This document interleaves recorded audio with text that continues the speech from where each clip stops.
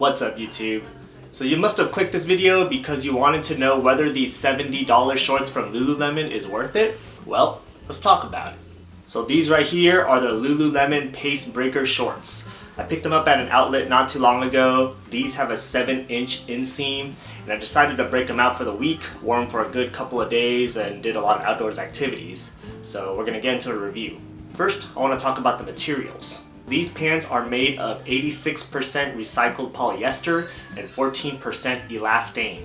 And these shorts also have a built-in brief, or they call it a liner, and it's a very thin and elastic and flexible material inside.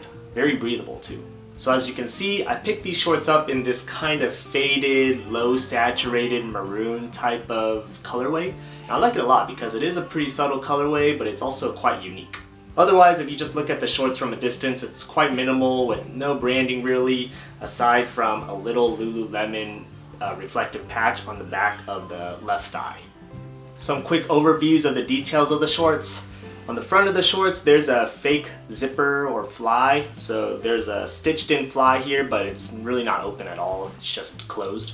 There are some standard pockets along both sides of the legs. There is a zipper pocket though on the right side of the leg here that is really small, and to be honest, I don't know if I can fit much in here. Maybe a really small card wallet type of thing, or a small key, but definitely not a full-on wallet or a full-on iPhone.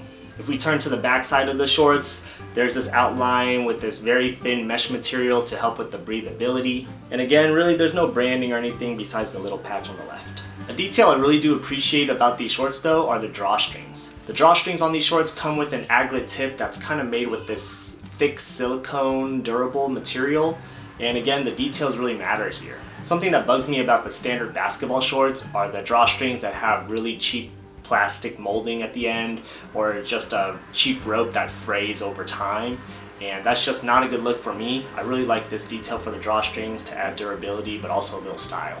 As I mentioned earlier, these shorts have a 7-inch inseam, which personally for me is a perfect length. Not too short but not too long. The 7-inch inseam makes the shorts look a little more stylish, but at the same time feels really great when training and exercising. Now that that's out of the way, let's talk about the pros and cons. First, I want to touch on the pros. So just a quick disclaimer, I wore these shirts on a couple different days. On those days, I stayed pretty active, wore these for several hours out in the daytime where it was a nice, warm, and even hot weather. And I took them out bike riding, did some yoga, did some exercises, and basic activities. I would say in terms of the ventilation and the moisture wicking components of the shorts, they did really good. I felt really cool throughout the day, did not feel too much issues with building up heat retention and sweat and things like that. So that was a big plus.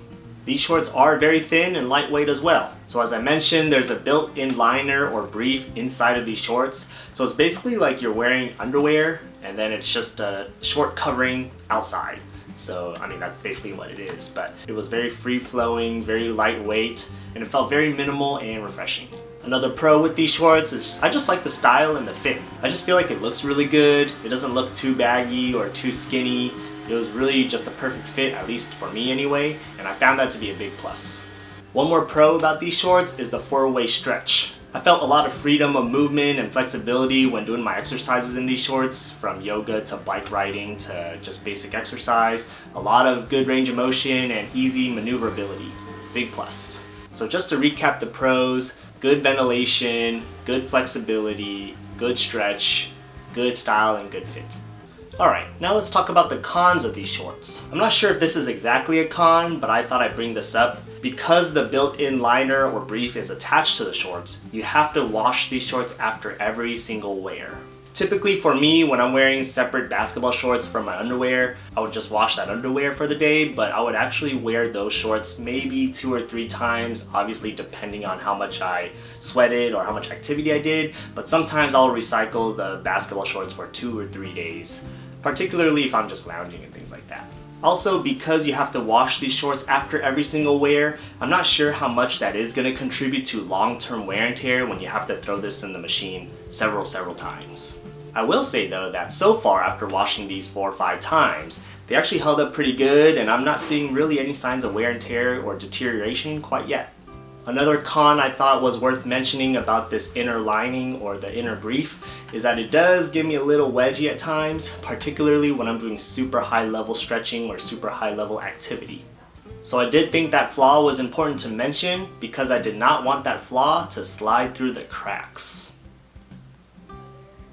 Another con about these shorts is the pockets, where unfortunately they don't have a zipper, and they're also a little roomy, which can be bad because if you're putting your keys or your phone in there, they're gonna just jump around and jiggle around like something else.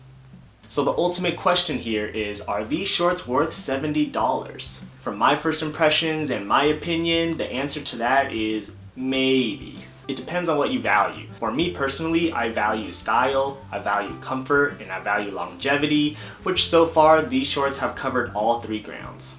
I will say that these are the first high-end shorts that I own. Typically when I exercise and work out, I'm wearing the cheaper basketball shorts or training shorts from like Nike or Adidas or whatever athletic brand like that. Technically those shorts get the job done, don't get me wrong, but this is a very specific niche. If you're really into the higher end and higher quality materials, then these shorts are definitely for you. Otherwise, if you're just looking for something typical to get your fitness routine and exercise routine down, then you really don't have to spend $70 in my opinion. Arguably, these shorts might improve your sport performance given the lightweight properties and really high dynamic stretch and freedom of movement, but again, I think that really just depends on what sport you're training for. So let me know in the comments below though, what are your thoughts on these shorts? What are your thoughts on expensive shorts in general? I would love to hear from you guys. Let me know if you have any questions about these shorts in particular also, and I'll help you the best I can. So if you made it this far, please give this video a like and consider subscribing to my channel if you haven't already. My channel is focused on fashion and sneakers, so if you're into that kind of thing, check out my channel. Otherwise, thanks for watching, and I'll see you next time. Peace.